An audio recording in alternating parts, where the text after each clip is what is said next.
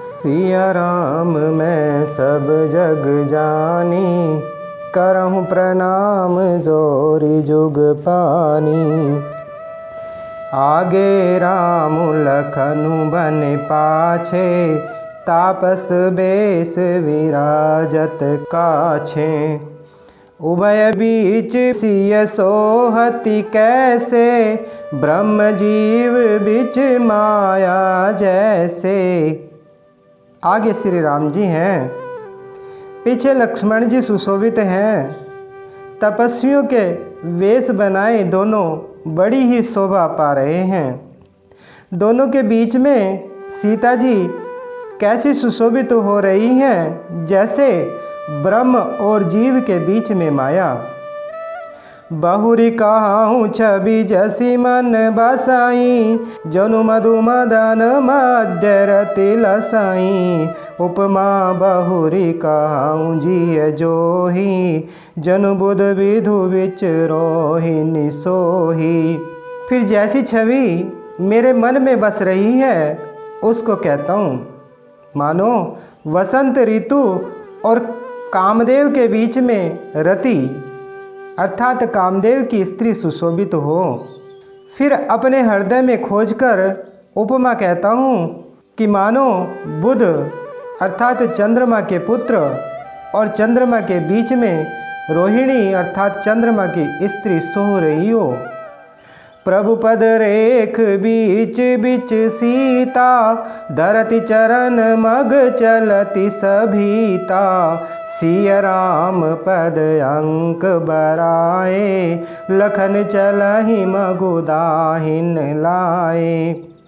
प्रभु श्री राम जी के जमीन पर अंकित होने वाले दोनों चरण चिन्हों के बीच बीच में पैर रखती हुई सीता जी कहीं भगवान के चरण चिन्हों पर पैर न टिक जाए, इस बात से डरती हुई मार्ग में चल रही हैं। और लक्ष्मण जी मर्यादा की रक्षा के लिए सीता जी और श्री रामचंद्र जी के दोनों के चरण चिन्हों को बचाते हुए उन्हें दाहिने रख कर रास्ता चल रहे हैं। राम लखन सिय प्रीति सुहाई, बचन अगोचर किमि कहीं जाई। खग मृग मगन देखी छवि होही, लिए चोरी चित राम बटोही। श्री राम जी, लक्ष्मण जी और सीता जी की सुंदर प्रीति वाणी का विषय नहीं है, अर्थात अनिवर्चनीय है। अतः वह कैसे कही जा सकती है। पक्षी और पशु भी उस छवि को देखकर प्रेमानंद में मग्न हो जाते हैं। पथिक रूप श्री रामचंद्र जी ने उनके भी चित्त चुरा लिए हैं। जिन जिन देखे पथिक प्रिय, सिय समेत दो भाई। भव मगु अगमु आनंदु तेई, बिनु श्रम रहे सिराई। प्यारे पथिक, सीता जी सहित दोनों भाइयों को जिन जिन लोगों ने देखा, उन्होंने भव का अगम मार्ग अर्थात जन्म मृत्यु रूपी संसार में भटकने का भयानक मार्ग बिना ही परिश्रम आनंद के साथ तय कर लिया। अर्थात वे आवागमन के चक्र से सहज ही छूट कर मुक्त हो गए। अजहु जासूर सपने हूँ काऊ, बसऊँ लखनु सिय राम बटाऊ।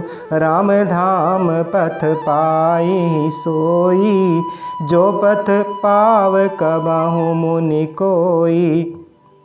आज भी जिसके हृदय में सोपन में भी कभी लक्ष्मण सीता राम तीनों बटोही आ बसें, तो वह भी श्री राम के परम धाम के उस मार्ग को पा जाएगा जिस मार्ग को कभी कोई बिरले ही मुनि पाते हैं। तब रघुवीर श्रमित सिय जानी, देखी निकट बटु शीतल पानी। तह बसी कंद मूल फल खाई, प्रात नहाई चले रघुराई। तब श्री रामचंद्र जी सीता जी को थकी हुई जानकर और समीप ही एक बड़ का वृक्ष और ठंडा पानी देखकर उस दिन वहीं ठहर गए। कंदमूल फल खाकर रात भर वहीं रहकर प्रातःकाल स्नान करके श्री रघुनाथ जी आगे चले। देखत बन सर सैल सुहाए, वाल्मीकि आश्रम प्रभु आए। राम दीख मुनि बासु सुहावन, सुंदर गिरि काननु जलु पावन। सुंदर वन, तालाब और पर्वत देखते हुए प्रभु श्री रामचंद्र जी वाल्मीकि जी के आश्रम में आए। श्री रामचंद्र जी ने देखा कि मुनि का निवास स्थान बहुत सुंदर है, जहाँ सुंदर पर्वत, वन और पवित्र जल है। सरनि सरोज विटप बन फूले, गुंजत मंजु मधुप रस भूले। खगमृग विपुल कोलाहल कराही, बिरहित बैर मुदित मन चराही। सरोवरों में कमल और वनों में वृक्ष फूल रहे हैं और मकरंद रस में मस्त हुए भोरे सुंदर गुंजार कर रहे हैं। बहुत से पक्षी और पशु कोलाहल कर रहे हैं और वैर से रहित होकर प्रसन्न मन से विचर रहे हैं। सुचि सुंदर आश्रम मुनि रखी, हर से राजीव नेन।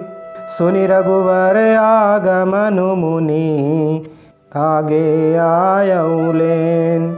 पवित्र और सुंदर आश्रम को देखकर कमल नयन श्री रामचंद्र जी हर्षित हुए। रघुश्रेष्ठ श्री रामचंद्र जी का आगमन सुनकर मुनि वाल्मीकि जी उन्हें लेने के लिए आगे आए। मुनि कहूँ राम दंडवत कीना, आशीर्वादु विप्रवर दीना। देखी राम छवि नयन जोड़ाने, करिसन मानु आश्रम ही आने।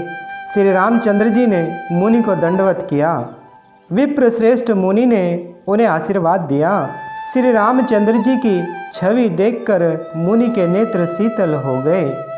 सम्मान पूर्वक मुनि उन्हें आश्रम में ले आए।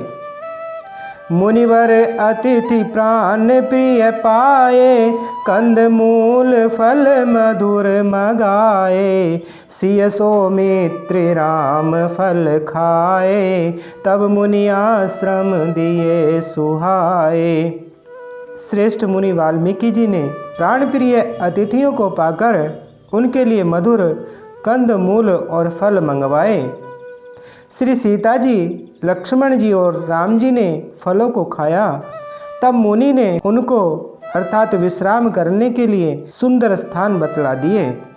वाल्मीकि मन आनंद भारी, मंगल मूरति नयन निहारी। तब कर कमल जोरी रघुराई, बोले वचन श्रवण सुखदाई। मुनि श्री राम जी के पास बैठे हैं और उनकी मंगल मूर्ति को नेत्रों से देखकर वाल्मीकि जी के मन में बड़ा भारी आनंद हो रहा है।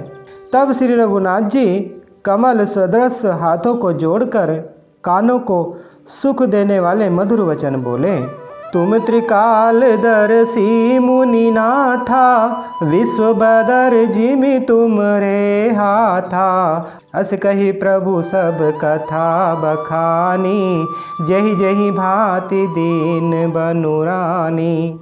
हे मुनिनाथ, आप त्रिकालदर्शी हैं।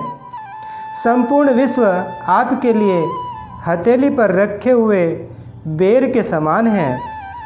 प्रभु श्री रामचंद्र जी ने ऐसा कहकर फिर जिस जिस प्रकार से रानी कैकेयी ने वनवास दिया, तब सब कथा विस्तार से सुनाई। तात वचन पुनि मातो हित, भाई भरत असराऊ। मो कहूँ दरस तुम्हार प्रभु, सब मम पुण्य प्रभाव। और कहा, हे प्रभु, पिता की आज्ञा का पालन, माता का हित और भरत जैसे स्नेही एवं धर्मात्मा भाई का राजा होना और फिर मुझे आपके दर्शन होना, यह सब मेरे पुण्यों के प्रभाव हैं। मंगल भवन अमंगल हारी, द्रवहु सुदशरथ अजर बिहारी। बोले श्री रामचंद्र भगवान की, बोले माता सीता जी की, बोले श्री बजरंगबली भगवान की।